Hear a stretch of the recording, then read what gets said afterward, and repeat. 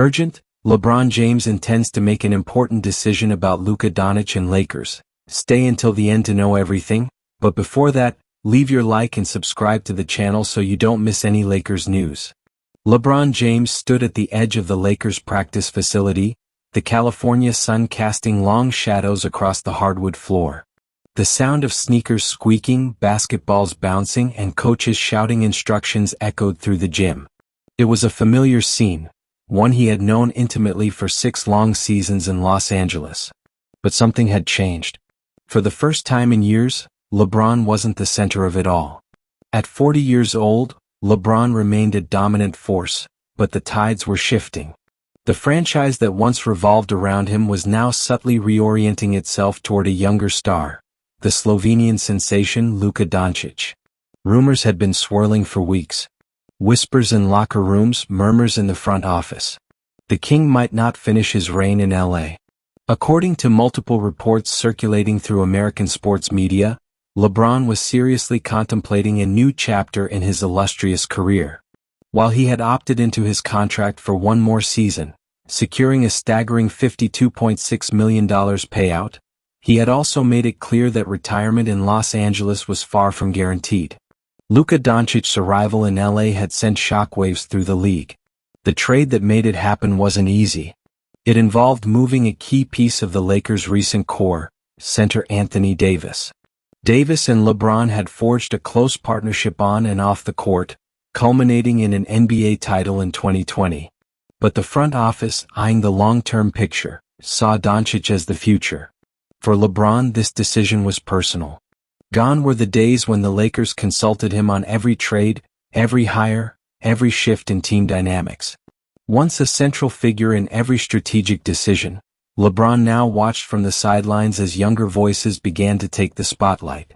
His role was shifting, from franchise leader to seasoned mentor. And while he maintained his composure in public, those close to the king knew he was troubled by the recent changes. The departure of Davis had cut deep.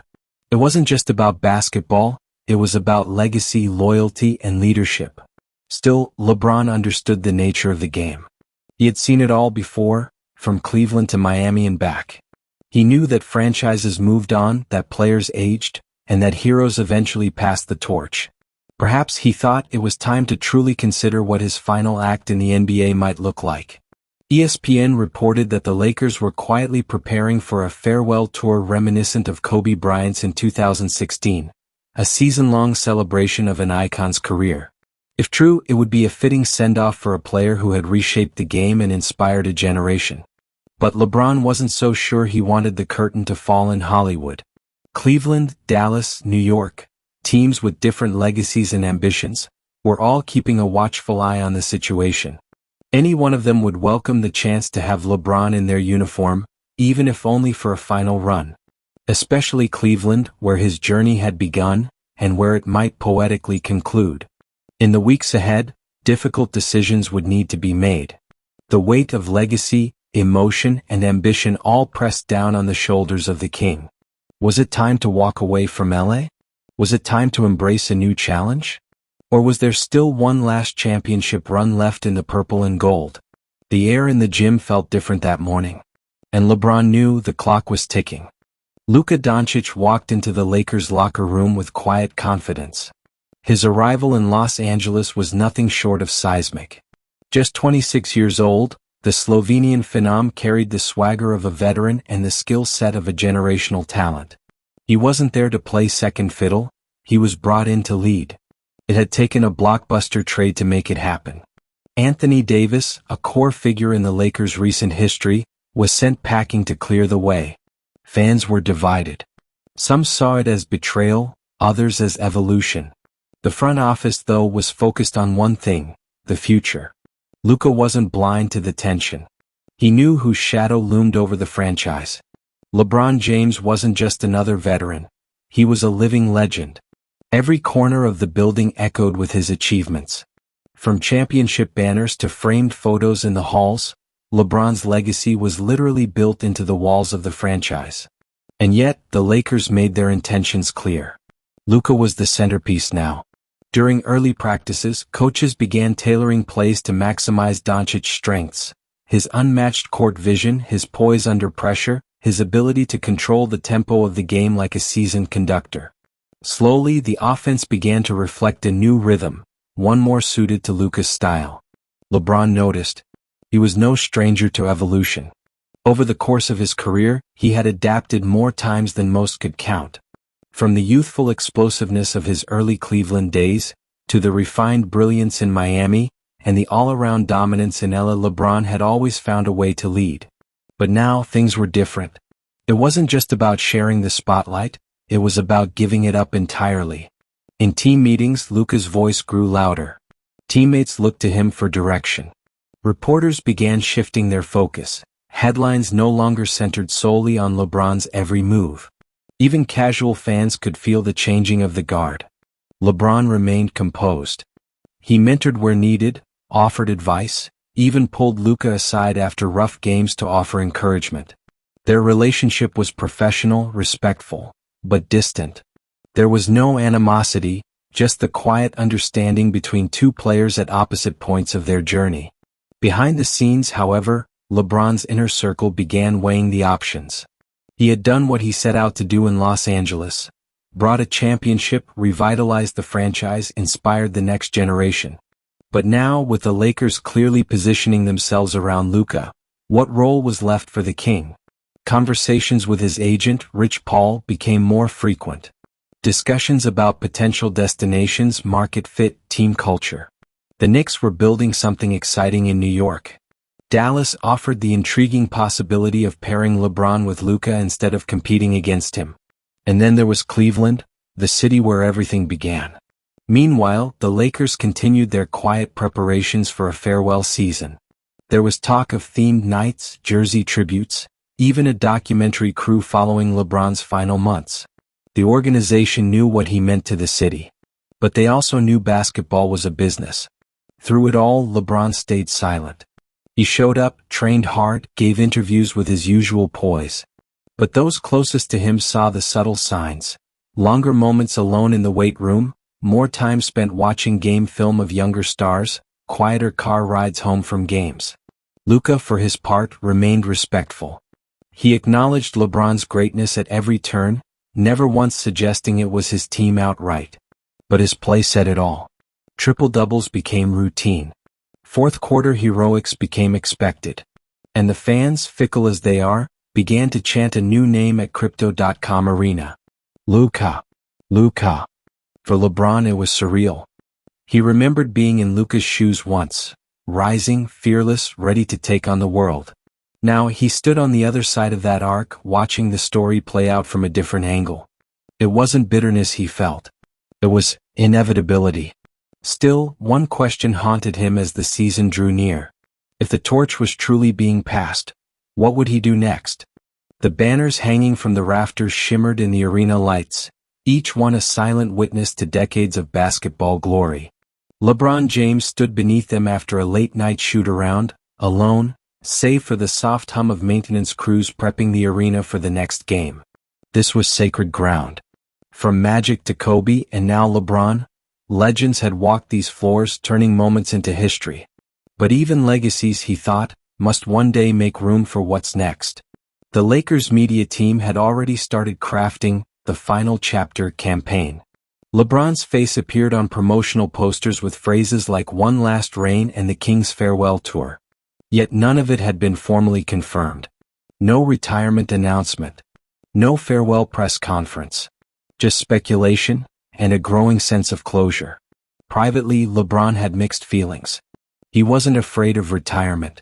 He had prepared for this moment for years, investing in film, business, philanthropy, and of course Bronny, his eldest son. But part of him still burned with competitive fire. His body wasn't what it was 10 years ago, but his mind was sharper than ever. He could still read the game 2 plays ahead. Still make a difference. But where? The Lakers' shift toward Luka was more than strategic. It was symbolic. The future was no longer tied to LeBron's name, and he knew it. Management rarely said it outright, but actions spoke louder. They gave Luka the green light on and off the court. Marketing deals, endorsements, even input on team rotations. Privileges once reserved for James. And yet he didn't blame them. Doncic was everything a modern franchise could hope for. Young, skilled, globally marketable. He deserved the spotlight. LeBron's circle had already compiled a list of potential teams for his final act. The New York Knicks were perhaps the most tempting. Madison Square Garden had always been a dream destination. The city loved stars. And LeBron had never played under those lights full-time. Cleveland? It would be poetic, his career beginning and ending with the Cavaliers. The fans there would embrace him like a prodigal son. But the current roster was young and proven. Was there enough left in the tank to lead one more deep playoff push? Then there was Dallas, a wild card. The idea of teaming up with Luka instead of being phased out by him was intriguing. LeBron had thrived with younger stars before. He could guide, support, and still contribute. But would the ego clash? Could two basketball masterminds truly share the court? While those questions floated in back rooms and private calls, the public narrative continued to grow. Every game became a potential last time. The final matchup against old rivals. The last trip to certain arenas. The NBA community began treating each moment with a reverence usually reserved for icons on the edge of goodbye. And still LeBron stayed quiet. After practice one day, Lakers head coach Darvin Ham pulled him aside. "You don't owe anyone anything, Bron," he said gently. "But if this really is the end, let us honor it right." LeBron just nodded. He appreciated the sentiment, but he wasn't sure himself.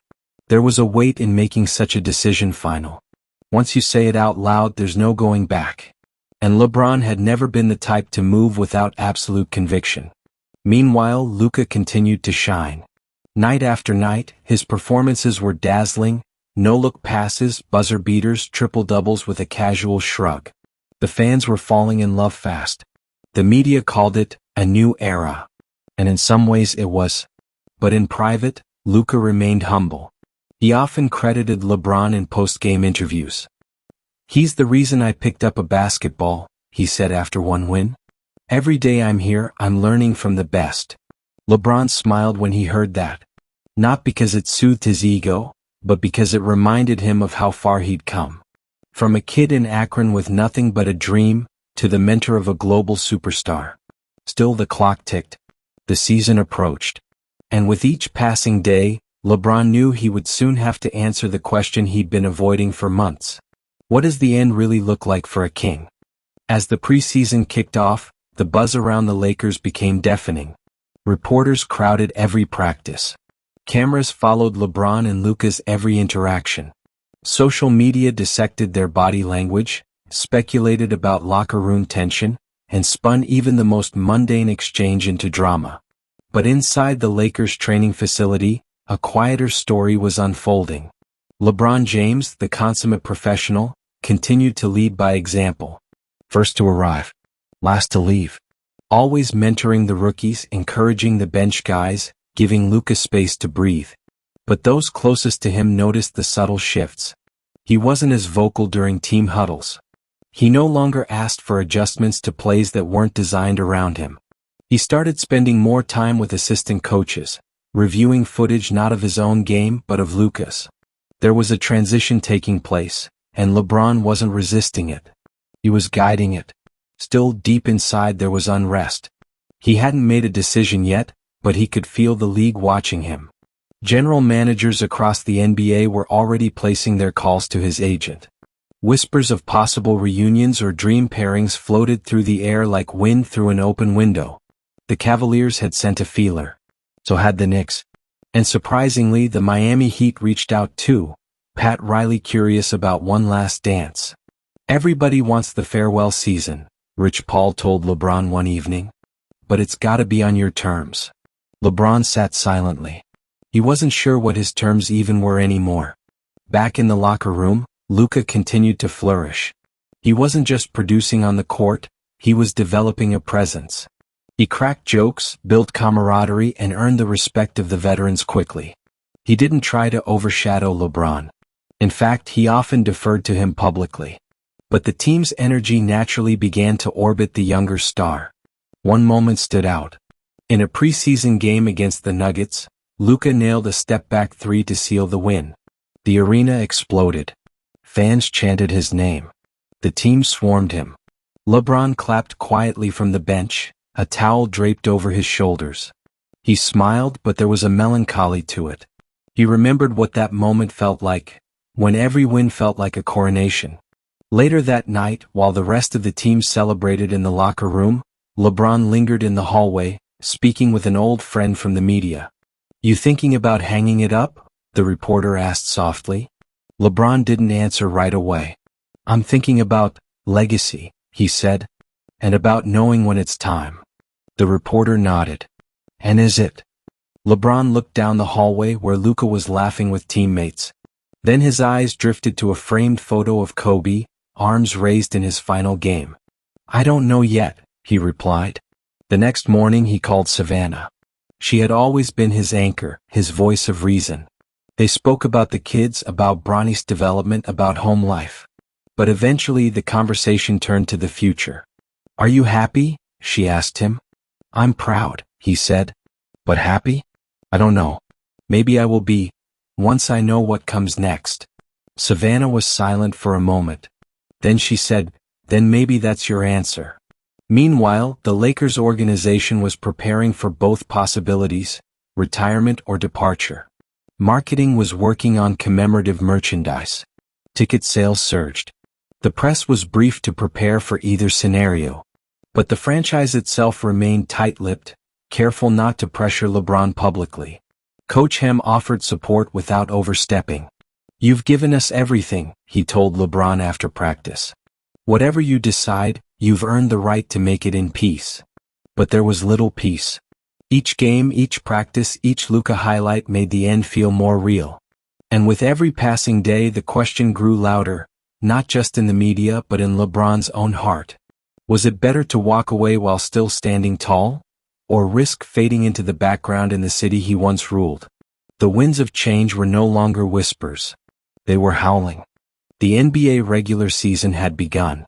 The lights were brighter, the arenas louder, and the pressure more tangible. For the Lakers, all eyes were on how the dynamic between LeBron James and Luka Doncic would unfold under real competition. Game 1 was a home opener against the Warriors. Fans filled every seat. Jerseys bearing both James 6 and Doncic 77 peppered the crowd. The energy was electric but also uncertain. Like everyone in the building knew something historic was either beginning or ending. LeBron came out strong. In just the first quarter, he hit 2 fadeaways and threw down a vintage breakaway dunk that brought the crowd to its feet. For a moment it felt like old times. But as the game progressed, Luka took over. He orchestrated the offense with surgical precision. Step backs, cross-court assists, deep threes. He was effortless and commanding. The Lakers won by 11. Luka finished with 36 points, 12 assists and 8 rebounds. LeBron had 19 points and 5 assists. In the post-game press conference, the tone was telling. "Luka's a special talent," LeBron said with a measured smile. "He's not just the future, he's the now." The quote made headlines. Some took it as a gracious nod of respect. Others saw it as a subtle admission. The torch was no longer in his hands. Backstage, LeBron sat alone in the players' lounge for a few minutes before showering. The adrenaline had faded. He wasn't disappointed, but something tugged at him. A sense that his place in the league had shifted in a way he could no longer ignore. He had always been more than a player. He was a strategist, a builder, a brand. And he had always known when to adapt. But this was different. This wasn't about changing his role. This was about possibly ending it. Over the next few weeks, the games followed a similar rhythm. Luka was the engine. LeBron was the support. There were moments of brilliance from James, vintage passes, smart defensive stops, clutch mid-range shots. But the game no longer revolved around him. And he no longer expected it to. One night, after a win against the Suns, LeBron asked for a private meeting with Coach Ham and Lakers GM Rob Pelinka. He sat across from them, hands folded, voice steady. "I haven't made a final decision," he began, "but I'm thinking seriously about stepping away at the end of this season." There was a long silence. Neither man was surprised. "Whatever you need from us, support, time, space, we'll give it," Ham said. "I just don't want a circus," LeBron continued. No farewell banners. No constant headlines. If this is my last run, I want it to be about the team. Pelinka nodded. Understood. But you've earned the right to go out however you want. Later that night, LeBron told his family. Bronny had just wrapped up practice at USC. Bryce was working on his jumper in the driveway. Savannah sat beside LeBron in the living room as he spoke. I'm leaning toward this being my last season, he said quietly. Bronny looked up. Why now? Because the game is changing, LeBron replied. And maybe, I've given everything I had to give as a player. Now it's time to give in other ways. There were no tears. Just understanding. The kind that comes after 2 decades of living at the center of the basketball universe. But still, the idea of retirement didn't sit completely right. LeBron couldn't shake the feeling that there might be one more thing. One more meaningful run, one more purpose-driven chapter. That's when Cleveland came calling again. Their front office offered more than just a jersey and a roster spot. They offered legacy. A role not just as a player but as a cultural bridge, mentor to young stars, ambassador for the city, and yes, maybe even a final championship chase with a team that loved him like no other. LeBron didn't say no. Not yet. But for now he kept the focus on the present. On LA. On Luka. On doing things the right way. Because even if this was the beginning of the end, he'd be damned if he didn't go out on his own terms. Mid-season in the NBA is often a grind. The early excitement fades into routine. Players push through fatigue, minor injuries, and the mental toll of the schedule. But for LeBron James, this stretch felt different, weighted. He wasn't just playing games. He was measuring himself. Every possession, every matchup, every back-to-back was a test. Can I still do this at the level I expect of myself? Sometimes the answer was yes. Other nights, he felt the gap growing, between the mind that saw everything and the body that could no longer respond as swiftly. Meanwhile, Luka Doncic continued to dominate. He led the league in assists, hovered near the top in scoring, and had become the centerpiece of MVP conversations. More importantly, the Lakers were winning. The system was working. And for the first time in a while, there was belief in the locker room that this team could go deep into the playoffs. Luka's leadership had evolved. He started organizing team dinners. He pulled aside younger players after games to offer tips. And when the cameras were off, he often checked in with LeBron, sometimes just to talk basketball, other times just to listen. One night after a tough loss to Milwaukee, Luka knocked on LeBron's hotel room door. "You busy?" he asked, holding 2 bottles of water. LeBron waved him in. They sat by the window looking out over the city skyline. "You think about life after this?" Luka asked, not making eye contact. LeBron nodded slowly. "More now than ever." Luka hesitated. "You think I'm ready for this?" "For everything that comes with being the guy." LeBron studied him for a moment. "You don't ask that question if you're not ready." They talked for an hour, about pressure, expectations, the loneliness of leadership, and the cost of greatness. It wasn't a mentor lecturing a student. It was one great passing wisdom to another. But as the team climbed the standings, the media narrative intensified. Is this LeBron's final push? Doncic era officially begins in LA. Will the Kings say goodbye in purple and gold? Reporters asked daily about his future. Fans created tribute videos. Even opposing teams began giving subtle honors before games, highlight reels on jumbotrons, custom gifts, warm acknowledgments.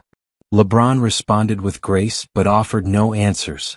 Because in truth he still didn't know. And yet, something shifted after a late January win over the Nuggets. LeBron dropped 28 points, 8 rebounds and 6 assists. In the fourth quarter, with the game tied, he hit a deep 3, stole the inbounds pass and slammed home a dagger dunk. The arena erupted. The bench went wild. Luka fist pumped so hard he nearly fell over. After the game, LeBron was asked, "Do you think you still have a title run in you?" He paused, smiled and said, "I think I've got a little magic left." That quote reverberated across the league. It wasn't just about stats anymore. It was about legacy. About how the story ends. A week later, LeBron took a short flight, privately and quietly, to Cleveland on a Lakers off day. He met with ownership and former staff, toured the newly renovated practice facility, and spoke with a few of the Cavs' rising stars. They made their pitch, not just as a player but as a pillar, a leader, a symbol. "You don't have to carry us," said the GM. "You just have to complete the circle." LeBron left without making promises, but the thought lingered. Back in LA things felt quieter. Not colder, just more settled. The team was clearly Luka's now. And with the trade deadline approaching, the Lakers weren't looking to build around LeBron. They were building with or without him. The writing, as they say, was on the wall. Even Savannah noticed the shift. "You're more at peace lately," she said one night. "I think I'm just getting closer to the truth," LeBron replied. "And what truth is that?" "That it's time to do something bigger than basketball." She smiled. "Then do it." But before any decisions could be finalized, one more surprise loomed on the horizon. A twist that would challenge everything LeBron had quietly begun to accept. Because sometimes fate doesn't wait for retirement speeches. Sometimes it throws one last curveball. And this one was named Cleveland. Trade deadline week was always chaotic in the NBA. Rumors swirled, players packed bags mid-flight, and team dynamics shifted overnight. But this year the spotlight wasn't on who was moving, it was on who might return. Whispers had grown louder.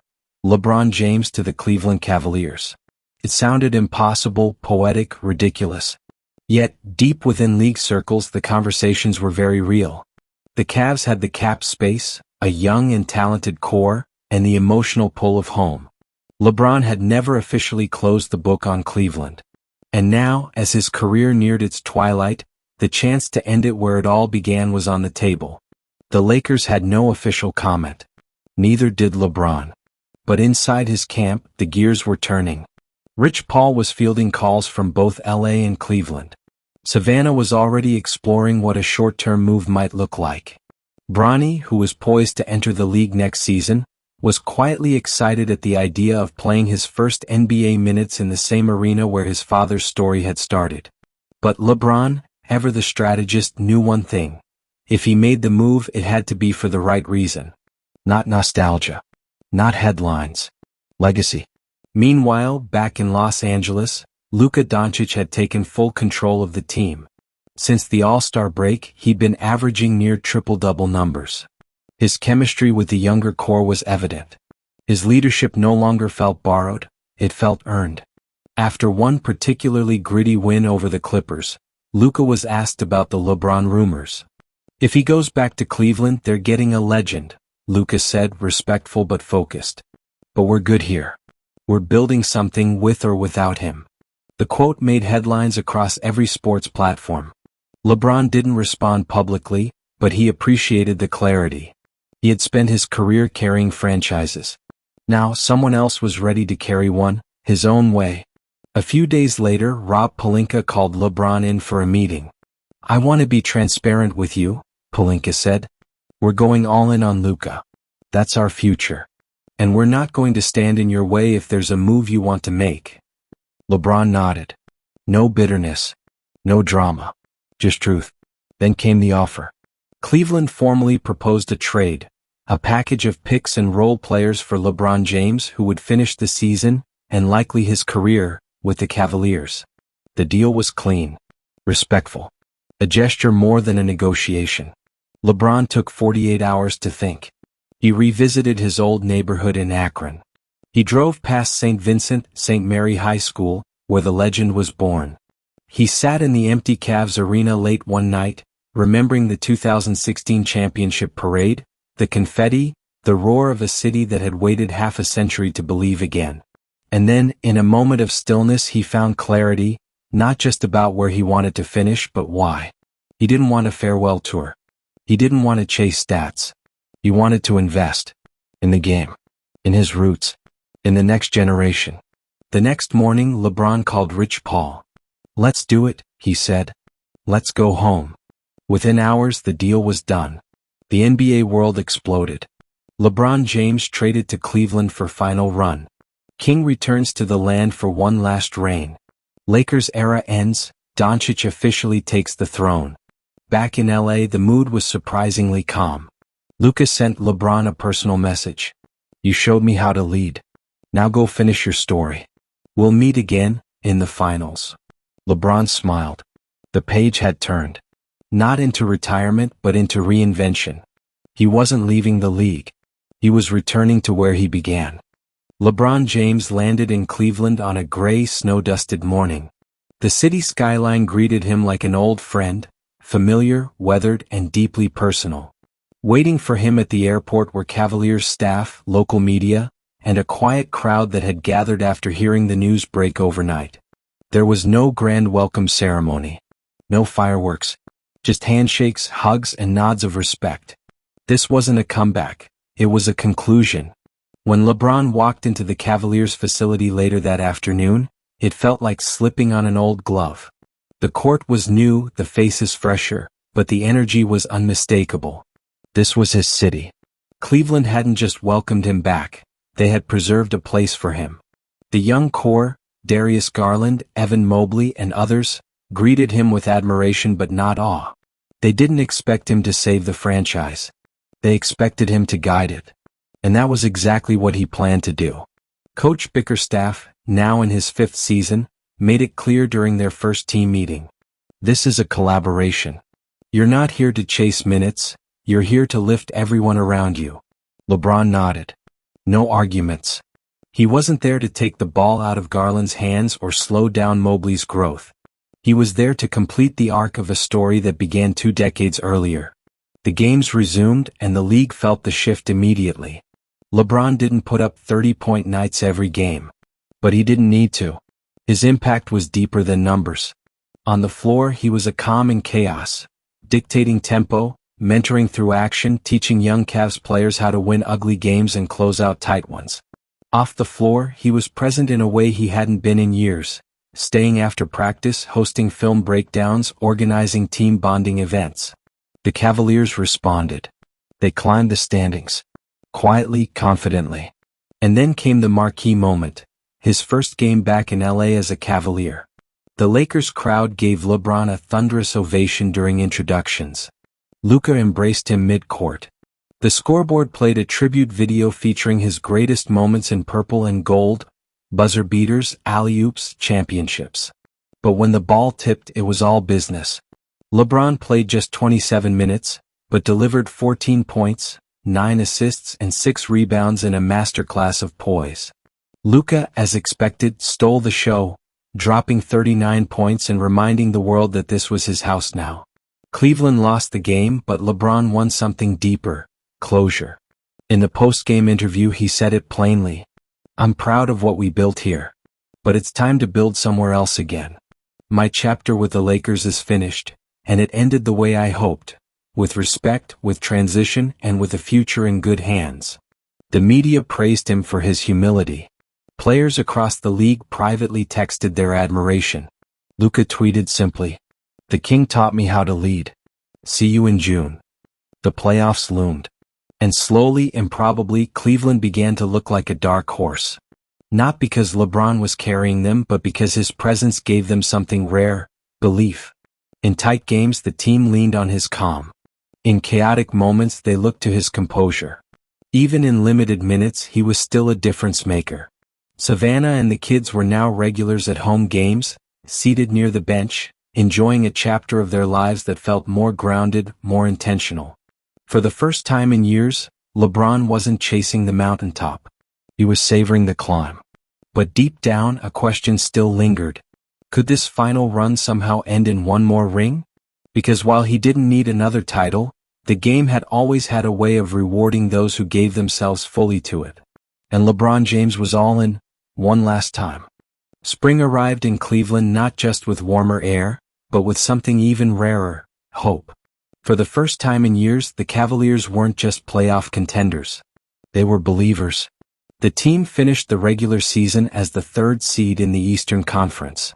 While Garland and Mobley led the stats sheet, it was LeBron's presence that had transformed the locker room. Quietly, with intention, he taught the team how to operate under the microscope, how to slow down the pressure, how to survive when everything starts to burn. The playoffs began. First round, Cleveland versus Miami. A poetic start. Game 1 was in Cleveland. The crowd was deafening. LeBron was announced last in the starting lineup, not because he was the star but because he was the symbol. The moment he stepped on the court, you could feel the weight of memory colliding with momentum. He played just 26 minutes, scored 12 points, added 7 assists and let the younger guys run. They won. The Heat adjusted. Cleveland dropped Game 2. Then rallied. Then surged. They took the series in 6. The basketball world raised an eyebrow. This wasn't nostalgia. This was strategy. Second round, Cleveland versus Milwaukee. A juggernaut matchup. The Bucks were stacked. Giannis at full health, their roster deep and disciplined. Analysts gave the Cavs little chance. But what they didn't count on was how well LeBron had prepared them for the mental war of playoff basketball. Garland was fearless. Mobley battled Giannis like a seasoned vet. And LeBron? He was everywhere, barking coverages from the bench, steadying nerves in crunch time, even jumping in for defensive possessions late in close games. In Game 5 with the series tied 2-2, LeBron had his signature moment. Tied at 94 with 38 seconds left, he checked back in. He didn't take the final shot, Garland did and nailed a floater. But LeBron's assist, a no-look bounce pass under pressure, set it up. Then he stole the inbound and sealed the game with a free throw. Cleveland won the series in 7. The city lit up like it was 2016 again. Now the Eastern Conference Finals, Cleveland versus Boston. And across the bracket in the West, Luka Doncic had led the Lakers to the conference finals. The media salivated, LeBron versus Luka in the finals? Could it really happen? Boston was Cleveland's biggest challenge yet.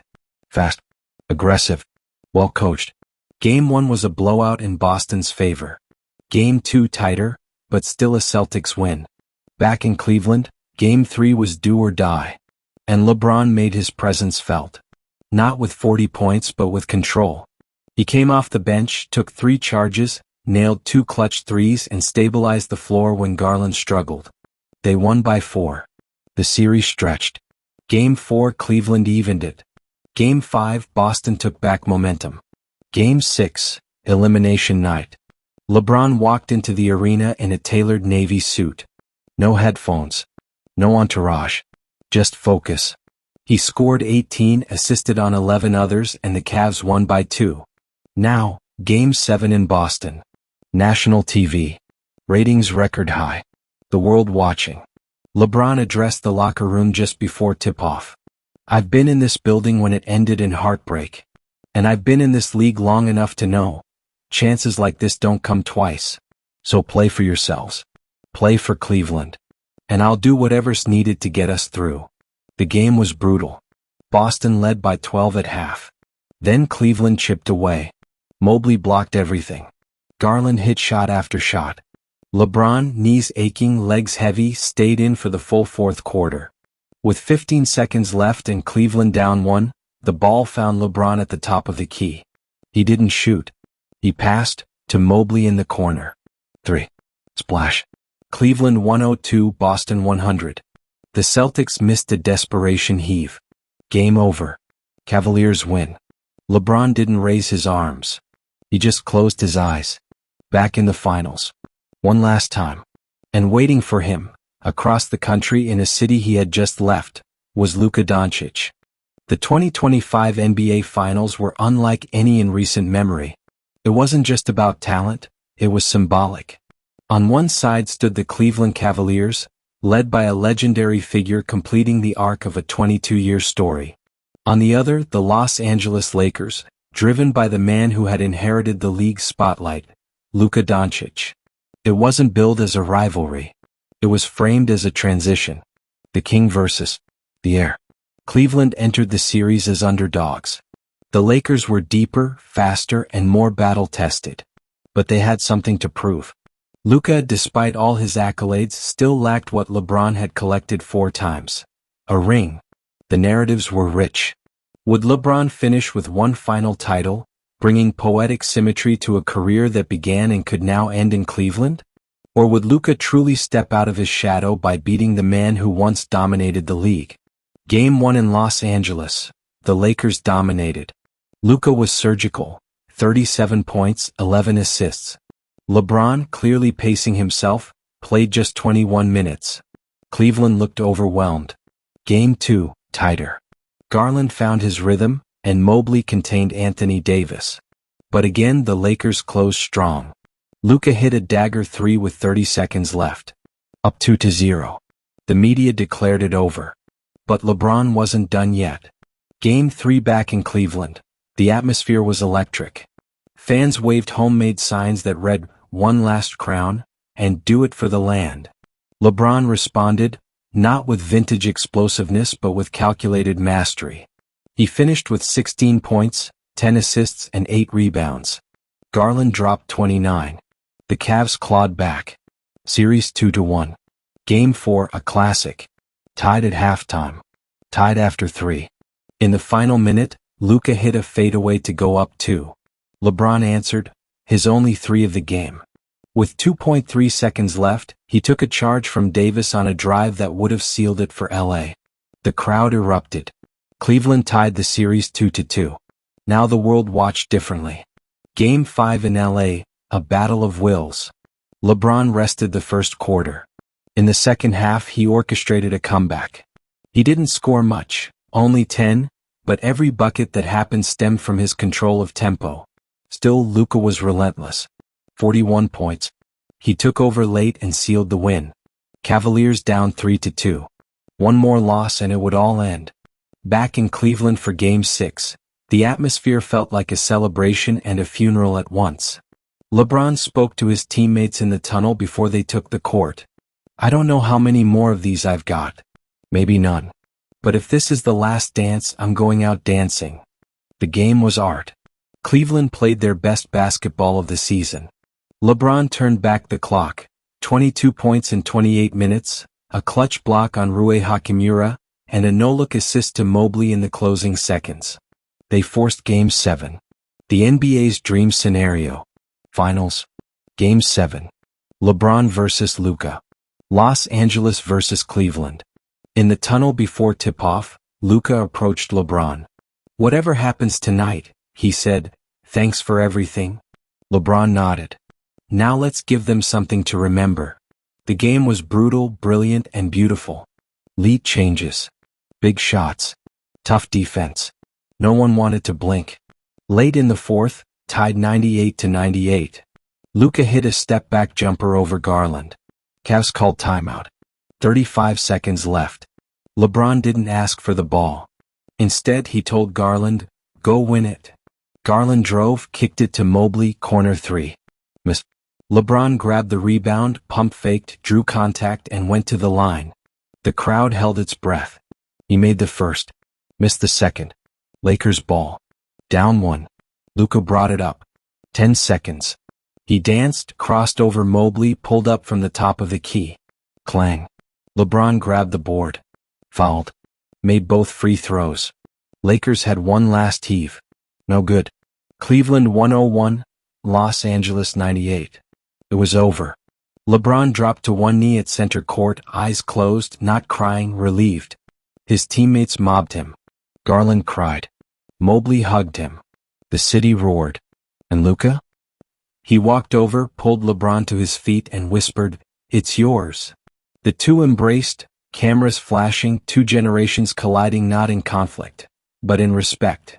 LeBron stood at the podium, trophy in hand, finals MVP at age 40 and said, I didn't come back to prove anything. I came back to finish something. And tonight we finished it. When asked if this was his final game, he smiled. I think the story told itself. The next morning he posted a single message to social media. I'm at peace. Thank you, basketball. And just like that, the king stepped away, not chased off by age, not forced out by decline, but walking out with his crown intact and the torch passed.